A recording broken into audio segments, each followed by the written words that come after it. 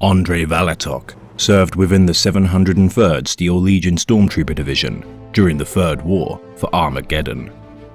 Under the command of Captain Insa Rashevska, Andrei's unit would initially be tasked with guarding Outpost D-16 West in the wastes of Armageddon Secundus.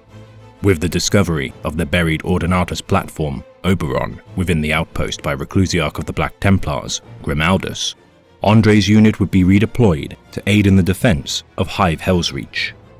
Assigned to oversee the emergency militia units sent to bolster the Hellsreach docks, Andrei's unit would reinforce Squad Grimaldus during a deadly skirmish of the Orc hordes. As the war raged, Andrei and his unit would be separated from the larger forces of the Imperial defense efforts. Seemingly doomed to die within the Hive, Andrei and his men would venture to the Temple of the Emperor Ascendant to join the final fallback position where the Black Templars would make their last stand. Fighting with courage as the forces of Templars and Steel Legionnaires fell all around him, Andrei would be buried beneath the rubble of the collapsing temple.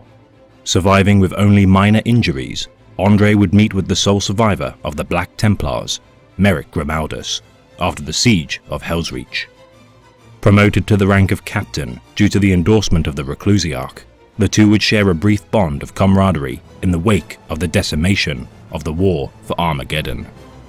Later assisting Reclusiarch Grimaldus during the Second Mannheim Siege, alongside the Celestial Lions, Andrei would be declared killed in action by the Administratum. Yet he would meet with Grimaldus once again, declaring his wages expunged for being recorded as a casualty of war.